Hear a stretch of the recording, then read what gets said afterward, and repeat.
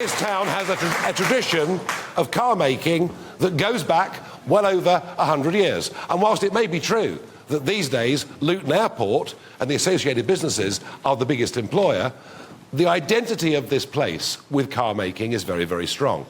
The situation today is, well, there is still a plant here. It was Vauxhall. It's a much more complicated mix of companies now. But they're still turning out 110,000 business commercial vans every single year and employing 1,500 people and 300 contractors. So it is still absolutely vitally important to Luton. Well, joining me to discuss this, chief columnist of Auto Express, Mike Rutherford.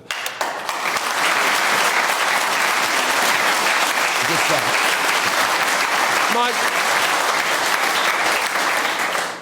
how do you see Luton's future as a van manufacturing town?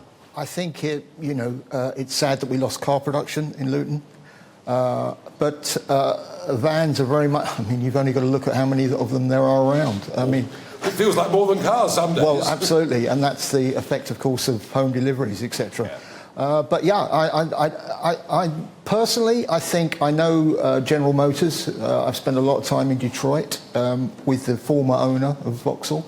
And I know Peugeot, Stellantis as they're now called, and I would rather have Stellantis as the parent company than GM of Detroit, let me tell you that. So in that sense, it's a positive. The bigger picture is not great for the UK, and that's because this forced switch to pure electric cars in 2030. This false switch, did you say? Forced by the government. Forced, right. Yeah, I mean... But it's not going to happen, is it? They're not they're sticking to their guns. I mean, we don't know, but I tell you what, there are an awful lot of people who are very scared out there and wondering what they're going to do with their petrol, because they want, electric cars do not suit their lifestyle, if you like. It also now costs more money to drive an electric car, up the M1 or whatever it may be for a long distance than it does with unleaded, doesn't it? Well, the problem is with the electric car, and it just occurred to me tonight that the first electric car I drove when I was a cub reporter in the early 80s, actually it wasn't a car. I don't know if anyone remembers it, if these are local people, but there was a Bedford van that was an electric van, and I drove it not far away from here. And that shows that, if you like, this part of the world was ahead of the game. Yeah. The problem is not the vehicles, actually. The technology's good, they're great to drive. The range is extending further and further. The problem is the infrastructure, which is lousy in this country, and it really is bad. And there's nothing more soul-destroying, let me tell you, than turning up late at night, 2 or 3 broken or collapsed public charging units. They charge you a fortune, and you can't recharge. Well, I mean, we need action on that front. No, we certainly do. One last subject, Mike, I must discuss with you. ULEZ, the ULEZ zone. Mayor Khan is extending the ULEZ zone. There'll be a lot of people in Luton because London is not that far away. People driving commercial vans, maybe doing shift work.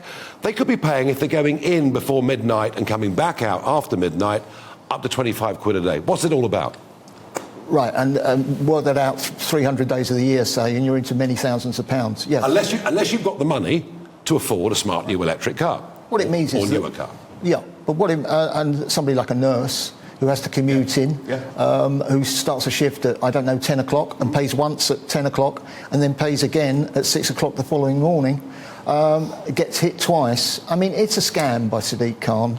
And I think, the real test, and I've put it to them, that if he really believes that cars are killing people in Greater London, why doesn't he ban them all? I tell you why he doesn't ban them all, because he wants the £12.50 plus the congestion charge from us lot. That's why he doesn't ban them. So he should have the courage of his convictions. But on a more practical note, Nigel, how are we going to stop this happening? Forget about big hikes in fuel prices. I mean, they pale into insignificance when it comes to the sort of money that people are going to be forking out here. So how are we going to stop it? And again, in a moment of inspiration, and it occurred to me as I was driving up here up the M1, it needs somebody to stand against him on a ticket that says, vote me in as Mayor of London and I'll scrap the extended ULEZ scheme. And it seems to me there's somebody out there this is not an endorsement for him. I'm not particularly a fan of him, but there's somebody out there who's semi-redundant at the moment who could do that job and fight for the mayoralty on that ticket. And that person is somebody you know called Boris Johnson. If he wasn't so committed to the green agenda, maybe, but he is, because he's married to Carrie, and he's changed since he married Carrie. Mike Rutherford, you're absolutely right. This extended ULEZ zone is going to affect so many people, those that can least afford it. It needs to be fought, absolutely fought hard. Thank you for joining us here on GBNews.